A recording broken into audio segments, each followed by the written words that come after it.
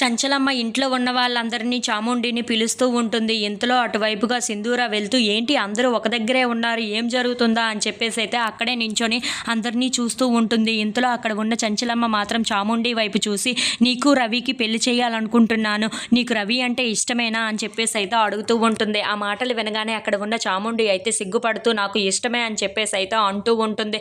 ఆ మాటలు వినగానే అక్కడ ఉన్న చంచలమ్మ అయితే చాలా సంతోషిస్తూ ఉంటుంది. ఇంతలో రవి వైపు చూసి నీకు చాముండి అంటే ఇష్టమేనా, మీ ఇద్దరికి పెళ్లి చేస్తాను అని చెప్పేసి అయితే అంటూ ఉంటుంది.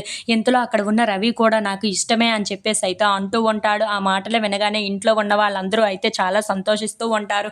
ఇంతలో అక్కడ ఉన్న కేశవ మాత్రం నువ్వు పెళ్లి చేసుకుంటున్నావు అంటే నీకు ఒక బాధ్యత వస్తున్నట్లుగానే అర్థం, నీ భార్యను నువ్వు చాలా గొప్పగా చూసుకోవాలి. ఇప్పుడు చంటి చూడు తన భార్యని ఎంతో కష్టపడి అయినా సరే చాలా సంతోషంగా చూసుకుంటున్నాడు, అలాగే నువ్వు కూడా నీ భార్యను నువ్వు చక్కగా చూసుకుంటాను అంటేనే ఈ పెళ్లి చేసుకో, లేదంటే లేదు అని చెప్పేసి అయితే అంటూ ఉంటాడు. ఆ మాటలు వినగానే అక్కడ ఉన్న సింధూర అయితే చాలా సంతోషిస్తూ ఉంటుంది. ఆ మాటలు వినగానే అక్కడ ఉన్న రవి కూడా నేను కూడా చాలా బాగానే చూసుకుంటాను అని చెప్పేసి అయితే అందరి ముందు మాట ఇస్తూ ఉంటాడు.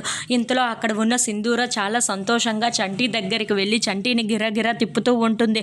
అది చూడగానే అక్కడ ఉన్న చంటి మాత్రం ఏమీ అర్థం కాక ఏమైంది అమ్మాయి గారు, ఏమైంది అని చెప్పేసి అయితే అడుగుతూ ఉంటాడు. ఇంతలో అక్కడ ఉన్న సింధూర మాత్రం చాలా సంతోషిస్తూ చంటి వైపు అలా చూస్తూ ఉండిపోతుంది. మన గురించి ఎంత గొప్పగా చెప్పుకుంటున్నారో తెలుసా ఇంట్లో అని చెప్పేసి అయితే అనుకుంటూ చాలా సంతోషిస్తూ ఉంటుంది. ఇంతలో విజయమ్మ మాత్రం జైల్లో ఉంటూ ఏంటి నాకు జైల్లో చెప్పకూడదు తినిపిస్తూ వాళ్ళు అక్కడ పెళ్లి పనులు మొదలు పెడుతున్నారా, ఈ పెళ్లిని ఎలాగైనా సరే ఆపేయాలి అని చెప్పేసి అయితే అంటూ ఉంటుంది.